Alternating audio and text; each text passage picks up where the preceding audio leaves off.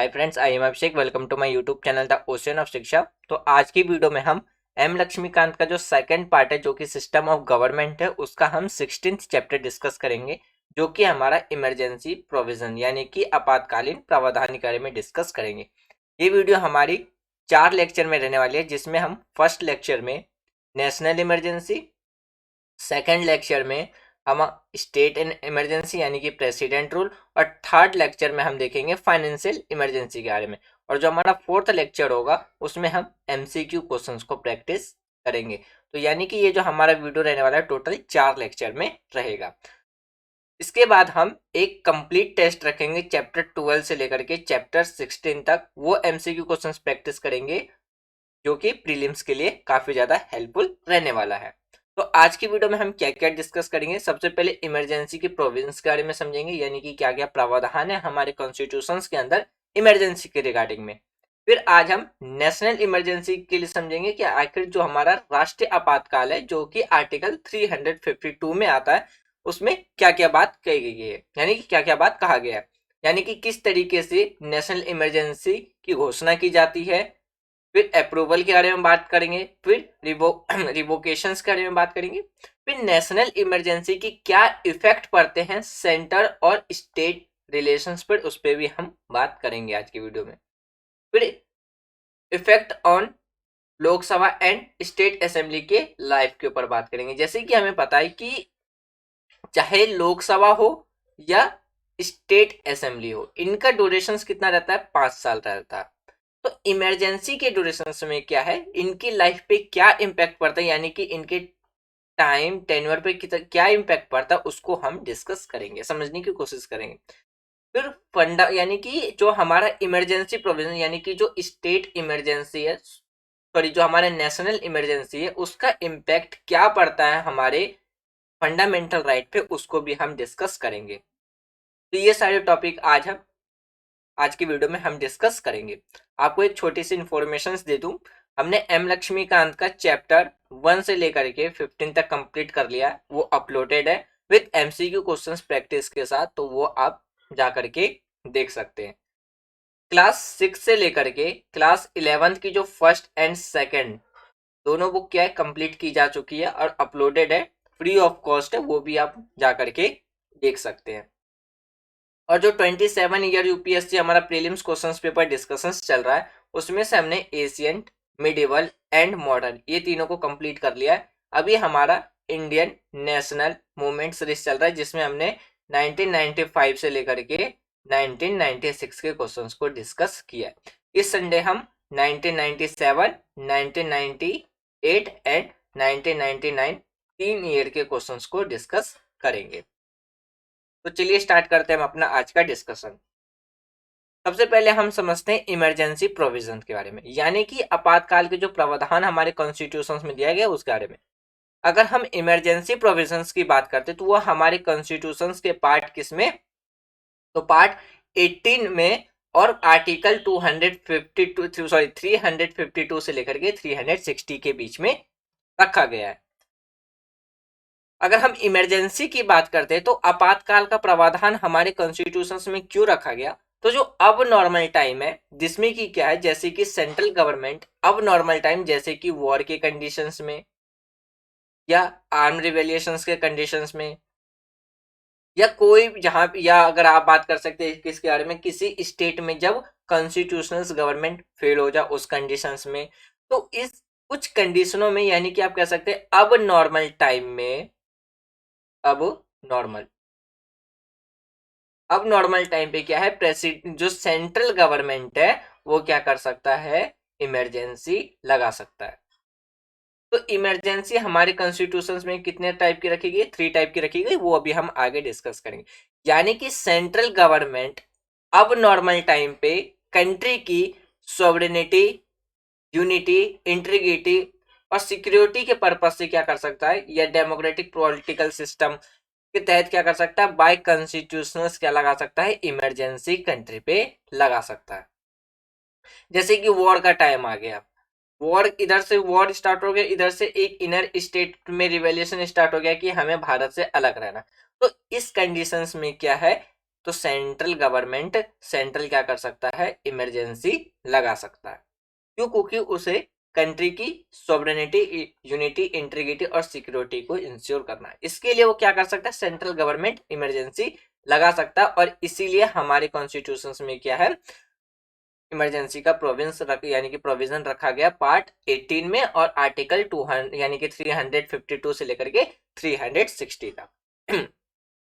अगर हम बात करते हैं संविधान के जो औपचारिक संशोधन के बिना क्या है, संघीय ढांचे को क्या है, एकात्मक परिवर्तन कर सकता है। यानी कि आप ये समझिए कि इमरजेंसी के ड्यूरेशन पे बिना किसी कॉन्स्टिट्यूशन में अमेंडमेंट किए फेडरल स्ट्रक्चर को क्या किया जा सकता है, यूनिटरी सिस्टम में यानी कि यूनिटरी स्ट्रक्चर में कन्वर्ट किया जा सकता है। क्यों? क्योंकि जो इमरजेंसी का ड्यूरेशन रहता है, इमरजेंसी की ड्यूरेशन में जो सारी पावर आती है वो किसके हाथ में आ जाती है, सेंट्रल गवर्नमेंट के हाथ में आ जाती है।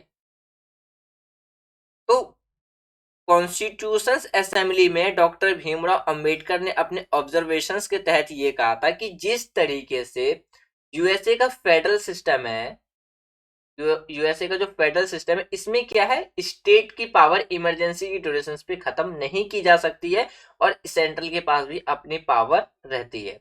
लेकिन हमारी कंट्री में इमरजेंसी के टाइम पे क्या है, सारी पावर किसके हाथ में आ जाएगी, सेंट्रल गवर्नमेंट के हाथ में आ जाएगी। स्टेट की पावर उस टाइम खत्म हो जाएगी। लेकिन यूएसए में क्या है, सेंट्रल की भी पावर बनी रहेगी, स्टेट की भी पावर बनी रहेगी। लेकिन स्टेट ये नहीं कह सकता है यूएसए का कि उसे एक अलग नेशन बनना है या वो यूएसए से अलग होना चाहता। लेकिन हमारी कंट्री में इसके रिगार्डिंग में कहा है कि हमारी कंट्री में फेडरल से हट करके क्या बन जाएगा, वो ऑटोमेटिकली यूनिटरी बन जाएगा।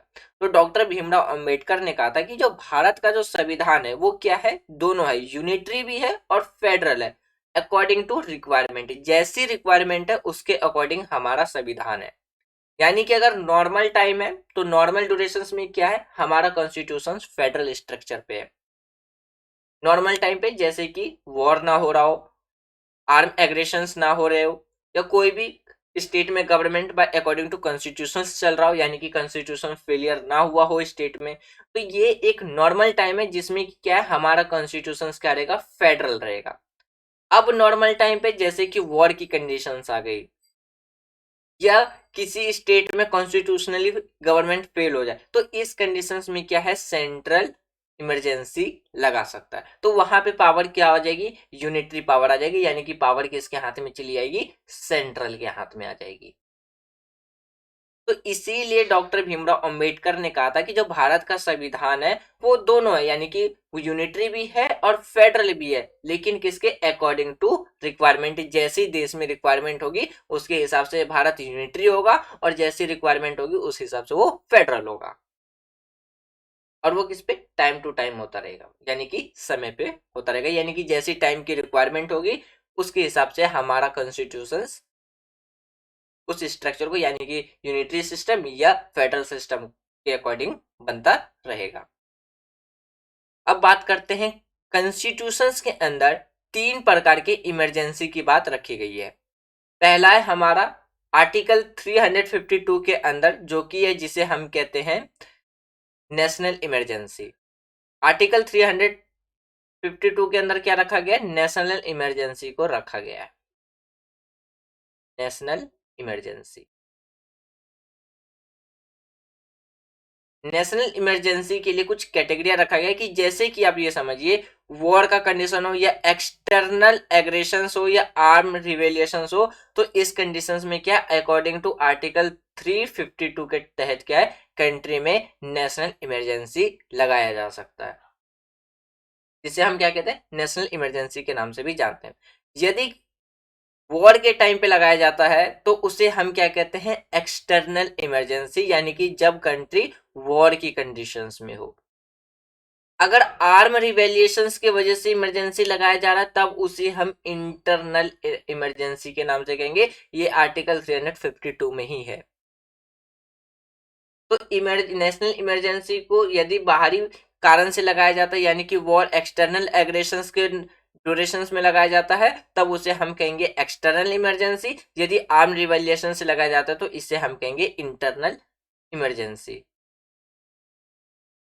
अगर हम बात करते हैं किस बारे में, जैसे कि अगर स्टेट में कॉन्स्टिट्यूशनल मशीनरी अगर फेल हो जाता है तो उस कंडीशंस में क्या लगाया जाता है, अकॉर्डिंग टू 356 आर्टिकल के तहत स्टेट इमरजेंसी लगाया जाता है, जिसे हम और किस नाम से जानते हैं, तो कॉन्स्टिट्यूशनल इमरजेंसी के नाम से भी जानते हैं। यानी कि हम स्टेट इमरजेंसी को कॉन्स्टिट्यूशनल इमरजेंसी के नाम से भी जानते हैं या प्रेसिडेंट रूल के नाम से भी जानते हैं। फाइनेंशियल इमरजेंसी के बारे में बात रखी गई है आर्टिकल 360 के तहत। इसमें क्या है, जब कंट्री के अंदर जो फाइनेंशियल स्टेबिलिटी है या जो क्रेडिट है वो क्या पड़ जाता है, वो कम हो जाता है, यानी कि वो उसका जो, अगर हम बात करते हैं क्रेडिट के लिए क्या है, खतरे के कारण क्या है, वित्त आपातकाल आने लगता है। तो इस कंडीशंस में क्या है, फाइनेंशियल इमरजेंसी लगाई जा सकती है। अगर हम स्टेट इमरजेंसी या बात करें प्रेसिडेंट रूल के, तो ये हमारे स्टेट में बहुत से स्टेट है जहां पे प्रेसिडेंट रूल लगाया जा चुका है। जैसे कि एग्जांपल के तौर पे देखिए, जम्मू एंड कश्मीर, या आपका पंजाब प्रोविंस हो गया, राजस्थान हो गया, ऐसे बहुत से स्टेट है, या आप मान लीजिए महाराष्ट्र हो गया, ऐसे बहुत से स्टेट है जहाँ पे इमरजेंसी रूल लगाई गई है। क्यों? क्योंकि वहां पे कॉन्स्टिट्यूशनल मशीनरी जो थी वो क्या थी, फेल हो गई थी। उस ड्यूरेशन में क्या है, नेशनल यानी कि प्रेसिडेंट रूल लगाया गया। और अगर हम नेशनल इमरजेंसी की बात करते हैं तो वो अभी तक सिर्फ 3 टाइम्स लगाया गया, 1962, 1975 एंड 1965। तो इन 3 ड्यूरेशंस में क्या है, इमरजेंसी रूल लगाई गई है। अब हम बात करते हैं किस बारे में, जो नेशनल इमरजेंसी प्रोविजन है जो कि 352 के मतलब आर्टिकल 352 में आता है, उसके बारे में बात करते हैं कि उसकी घोषणा कैसे की जाती है, यानी कि उसका डिक्लेरेशन कैसे किया जाता है। आर्टिकल 352 में ये कहा गया कि जो भी एक्सटर्नल एग्रेशन है या जो आर्म रिवेलिएशन है, जिसे 44th कॉन्स्टिट्यूशन अमेंडमेंट एक्ट के तहत क्या है, आर्म रिवेलिएशन वर्ड को ऐड किया गया था। इससे पहले था इंटरनल डिस्टरबेंस। इंटरनल डिस्टरबेंस को चेंज करके क्या किया गया था, 44th कॉन्स्टिट्यूशन अमेंडमेंट में उसको चेंज कर दिया गया आर्म रिवेलिएशन से।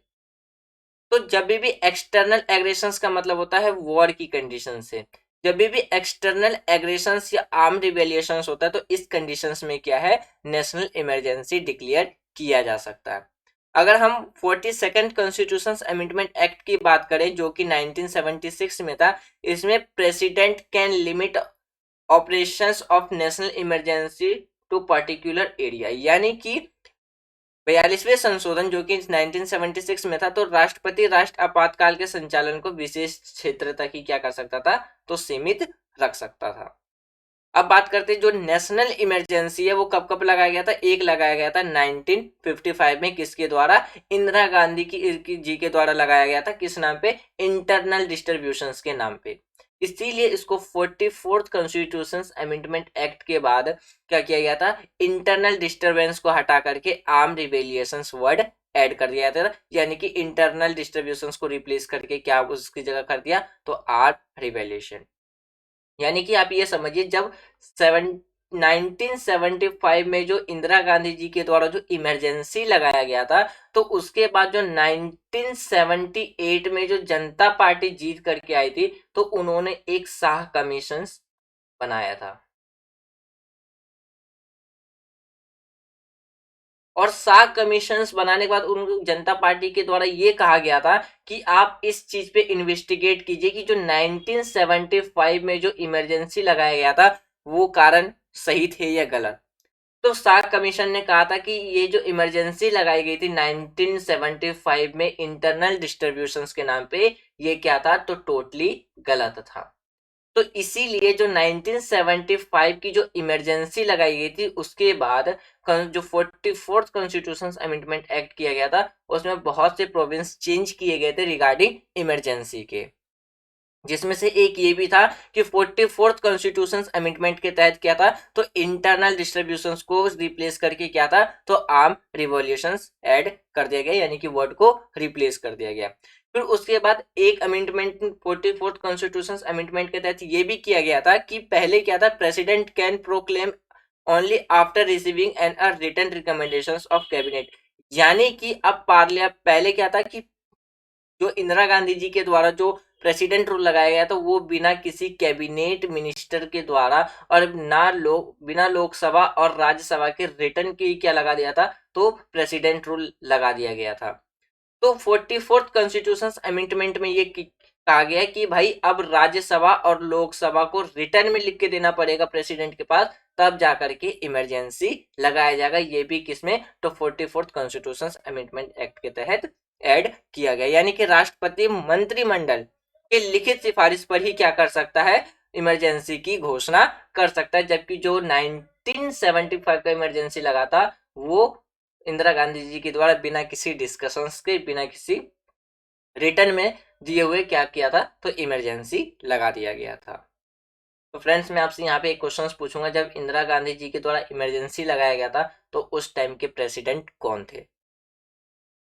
फिर जैसे कि आप बात कीजिए कि 44th कॉन्स्टिट्यूशन अमेंडमेंट एक्ट के तहत ये भी कहा गया कि जो न्यायिक समीक्षा के तहत क्या है, लाए गए राष्ट्रीय आपातकाल की जो उद्घोषणा, ये भी कब जोड़ी गई थी, तो 44th कॉन्स्टिट्यूशन अमेंडमेंट एक्ट में इसे भी ऐड किया गया था।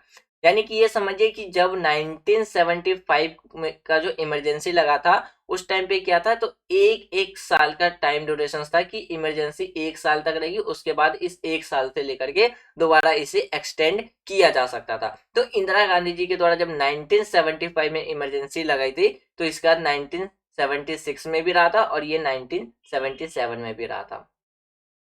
तो उसके बाद जैसे ही 1978 में इंदिरा गांधी की पार्टी चुनाव हारी थी और उसके बाद जो जनता पार्टी जीत करके आई थी, तो उन्होंने सबसे पहले क्या किया गया था, शाह कमीशन के द्वारा जो भी अमेंडमेंट थे रिगार्डिंग इमरजेंसी उन्होंने 44th कॉन्स्टिट्यूशन अमेंडमेंट के तहत किया था। अब जैसे बात करते हैं अप्रूवल के बारे में, अगर इमरजेंसी रूल अप्रूव किया जाता है तो एक मंथ के अंदर अंदर क्या है, जिस डेट को इमरजेंसी अप्रूव किया जाएगा उसके उस दिन से लेकर एक महीने के अंदर अंदर तक में क्या है, लोकसभा और राज्यसभा में क्या है, इमरजेंसी अप्रूव करना पड़ेगा, तब जाकर के वो 6 महीने तक कंटिन्यू रहेगा, नहीं तो वो इमरजेंसी हट जाएगा। ये भी ऐड किया गया था 44th कॉन्स्टिट्यूशन अमेंडमेंट एक्ट के तहत। इमरजेंसी अप्रूव्ड होने के बाद वो कितने महीने तक कंटिन्यू रहेगा, तो 6 महीने तक कंटिन्यू रहेगा और उसको एक्सटेंड करने के लिए हर 6 महीने में क्या है, उसको अप्रूवल की जरूरत पड़ेगी और इस तरीके से क्या इमरजेंसी इन्फिनिटी टाइम तक क्या किया जा सकता है, एक्सटेंड किया जा सकता है। और ये भी पीरियड किसमें, तो इसमें क्या है, जो periodic parliamentary approval act 44th constitution amendment act के तहत ये कहा गया था। यानी कि ये भी संशोधन किसमें किया गया था, तो ये भी changes 44th constitution amendment act के तहत ही किया गया था। Approval of constitutions by other houses by the special majority 44th constitution amendment act. यानी कि जब 1975 में इमरजेंसी रूल लगाया गया था तो उस टाइम पे क्या है, बिना उस टाइम इस सिंपल मेजोरिटी के तहत ही क्या था, तो इमरजेंसी रूल लगाया जा सकता था। लेकिन 44th कॉन्स्टिट्यूशन अमेंडमेंट एक्ट के बाद कहा गया कि भाई अब जो इमरजेंसी है वो 2/3 बहुमत यानी कि स्पेशल मेजोरिटी के ही द्वारा इमरजेंसी लगाया जा सकता, और वो भी दोनों हाउसेस के लिए। दोनों हाउसेस में क्या चाहिए, स्पेशल मेजोरिटी चाहिए, यानी कि राज्यसभा और लोकसभा दोनों हाउसेस में क्या है, स्पेशल मेजोरिटी से रिजोल्यूशन पास होगा, यानी कि इमरजेंसी अप्रूव होगा, तब जाकर के देश में इमरजेंसी लगाया जाएगा। ये भी कहा गया 44th कॉन्स्टिट्यूशन अमेंडमेंट एक्ट में। अगर हम बात करते हैं इसके रिवोकेशंस के बारे में, तो प्रेसिडेंट इसे कभी भी रिवोक कर सकता है लोकसभा के सिर्फ 1/3 टोटल मेंबर्स के तहत, वो भी किसमें, return notice of the speaker. और लोकसभा को रिटर्न नोटिस देना पड़ेगा किसमें, स्पीकर को, तब जाकर के तब हम जो अगर हम प्रेसिडेंट रूल जो है उसको क्या किया जा सकता है, खत्म किया जा सकता है। यानी कि ये समझिए कि 1/3 यानी कि 1/10, यानी कि आप समझिए कि प्रेसिडेंट इसको कभी भी क्या कर सकता है, लोक या जो इमरजेंसी है उसको रिवोक कर सकता है रिटर्न ऑफ लोकसभा के पार्लियामेंट, यानी कि ये सिंपल मेजोरिटी के द्वारा। अब सीधा सीधे समझिए, सिंपल मेजोरिटी। और यदि लोकसभा के मेंबर के द्वारा रिटर्न में नोटिस दिया जाता है स्पीकर को, तो वो भी क्या क्या कर सकते हैं, तो इमरजेंसी रूल हटा सकते हैं, और ये भी इसमें ऐड किया गया था तो 44th कॉन्स्टिट्यूशन अमेंडमेंट एक्ट के तहत किया गया था। यानी कि अगर रिवोकेशंस की बात करें तो इसे सिंपल मेजोरिटी के द्वारा भी क्या किया जा सकता है, तो इमरजेंसी को हटाया जा सकता है। ये सारे चेंजेस किसमें किए गए थे, 44th कॉन्स्टिट्यूशन अमेंडमेंट एक्ट के तहत किया गया था। यानी कि ये देखिए, अगर इमरजेंसी लगाने की बात आती है तो उसमें पार्लियामेंट को, मतलब राज्यसभा और लोकसभा दोनों में क्या है, स्पेशल मेजोरिटी के तहत क्या है, वोटिंग रिजोल्यूशंस लाना होगा, तब जाकर के 6 महीने के लिए प्रेसिडेंट रूल लगाया जा सकता है। और 6 महीने से अगर इसे ज्यादा एक्सटेंड करना हो तो उसके लिए दोबारा स्पेशल मेजोरिटी की अप्रूविंग की जरूरत पड़ेगी, तब जाकर के 6 मंथ से ज्यादा इमरजेंसी को एक्सटेंड किया जा सकता है। लेकिन उसको जब हटाने की बात हो तो उसे हम सिंपल मेजोरिटी के द्वारा ही हटाया जा सकता है। इमरजेंसी लगाने के लिए राज्यसभा और लोकसभा दोनों हाउसेस में अप्रूवल की जरूरत है, लेकिन हटाने के लिए सिर्फ लोकसभा में ही क्या है, सिंपल मेजोरिटी के द्वारा अप्रूवल ला करके इमरजेंसी हटाया जा सकता है। ये सारे प्रावधान किसमें, ये सारे संशोधन किसमें किए गए थे, तो 44th कॉन्स्टिट्यूशन अमेंडमेंट एक्ट के तहत किया गया था। अब बात करते हैं कि इमरजेंसी के टाइम पे स्टेट और सेंटर के रिलेशंस पे क्या इफेक्ट पड़ता है। यदि आपको प्रीवियस लेक्चर याद होगा तो उसमें हमने जब स्टेट और सेंट्रल रिलेशंस या डिस्कस किया था तो उसमें बताया था कि स्टेट लिस्ट में सेंट्रल के द्वारा कुछ कंडीशंस में क्या है, लॉ बनाया जा सकता है। उसमें से एक रीजन मैंने आपको बताया था क्या, तो इमरजेंसी। तो उस टाइम पे क्या है, सारा पावर किस में पास आ जाता है, तो सेंट्रल के पास आ जाता है। यदि हम एग्जीक्यूटिव मैटर में बात करते हैं यानी कि कार्यकारी की बात करते हैं तो सेंट्रल यानी कि extends its executive power to state, give direction to the state on any matter.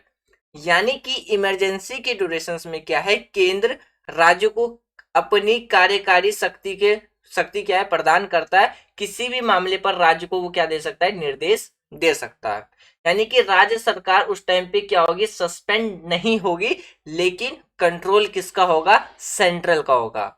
Example के तौर पे देखिए, जो 1970 या मुझे 1962 में जो इमरजेंसी लगाई गई थी उस टाइम पे जितनी भी जो स्टेट की गवर्नमेंट थी वो सस्पेंड नहीं थी, लेकिन उस टाइम पे क्या है, जो भी कंट्रोल था वो किसके हाथ में था, तो सेंट्रल के हाथ में था। और सेंट्रल क्या कर सकता था, तो स्टेट को उस इमरजेंसी की ड्यूरेशंस में क्या दे सकता है, डायरेक्शन दे सकता है। क्यों, क्योंकि उस टाइम पे जो कंट्रोल रहता है किसके हाथ में रहता है, तो सेंट्रल के हाथ में रहता है।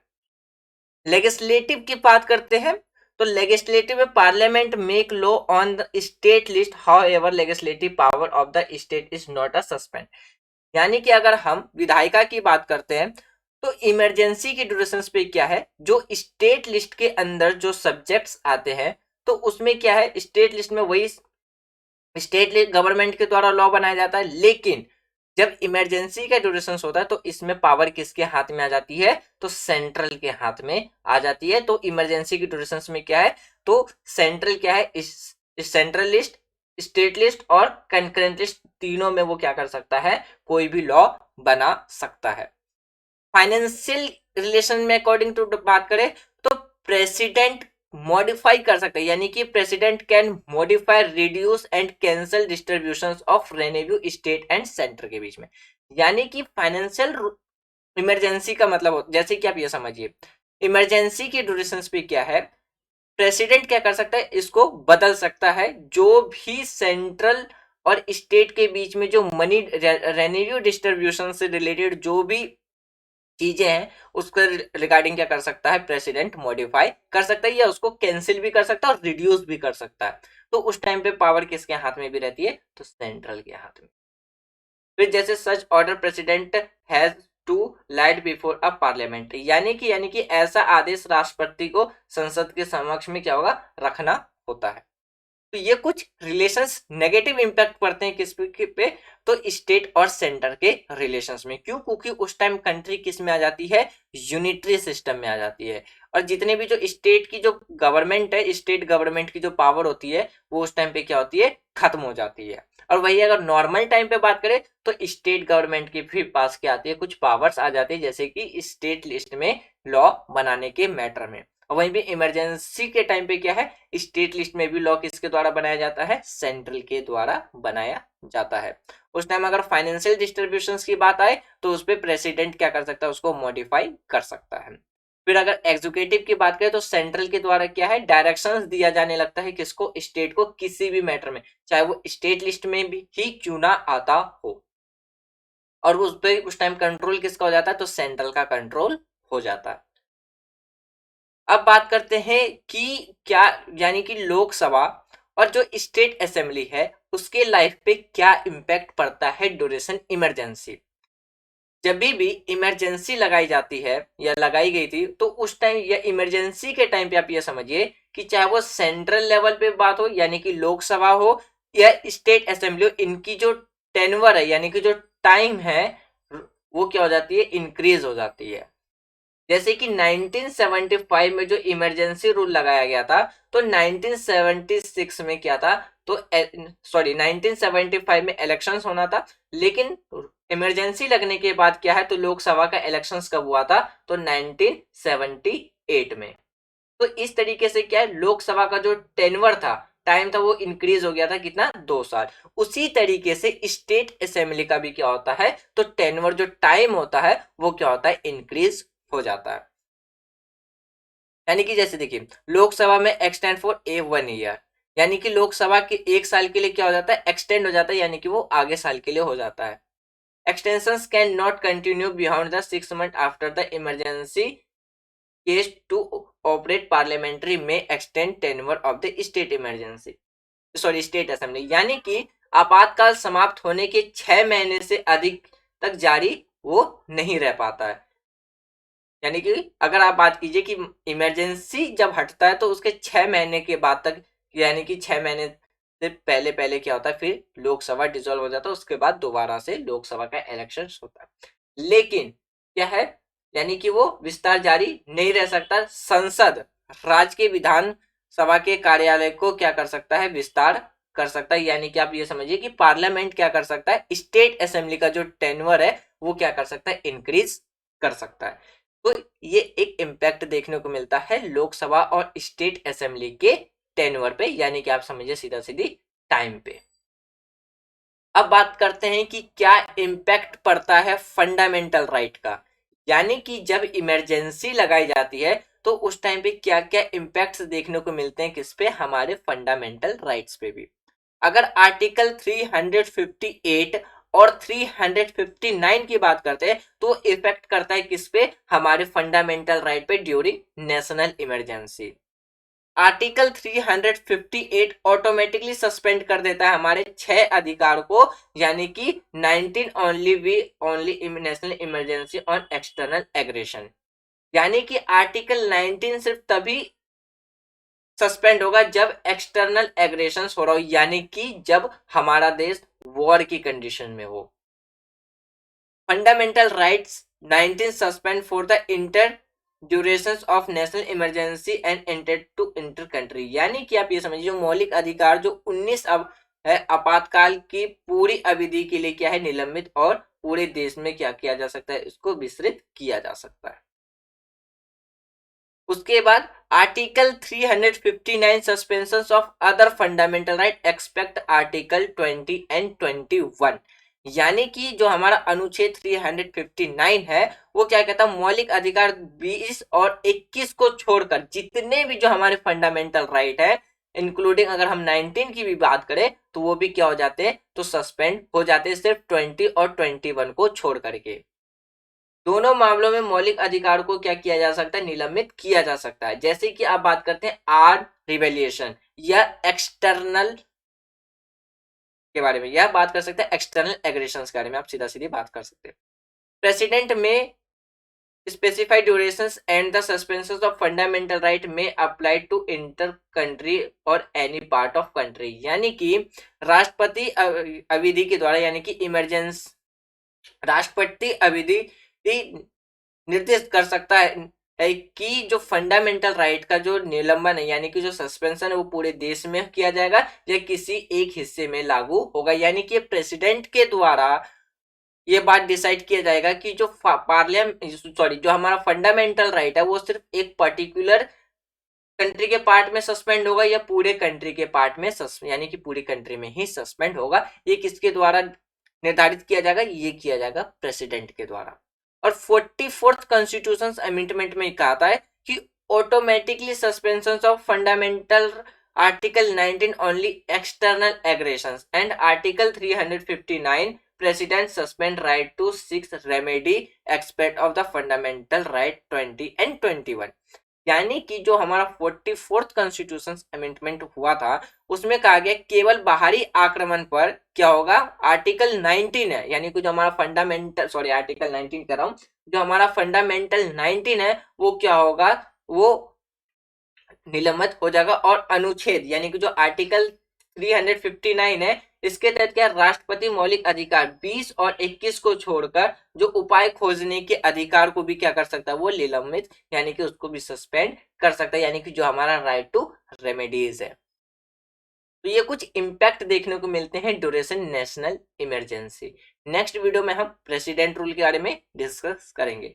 तो फ्रेंड्स मुझे उम्मीद है कि आज जो भी हमने डिस्कस किया वो आपको प्रॉपरली समझ में आ गया होगा। यदि कोई डाउट हो तो आप अपने डाउट को कमेंट बॉक्स में लिख देना। जब हम अपना प्रेसिडेंट रूल डिस्कस करेंगे जो कि आर्टिकल 356 के अंदर आता है जिसे हम स्टेट इमरजेंसी भी कहते हैं, तो उससे पहले हम अपने डाउट को क्लियर करेंगे तब हम आगे के चैप्टर को डिस्कस करेंगे। Thanks for watching friends, take care, जय हिंद।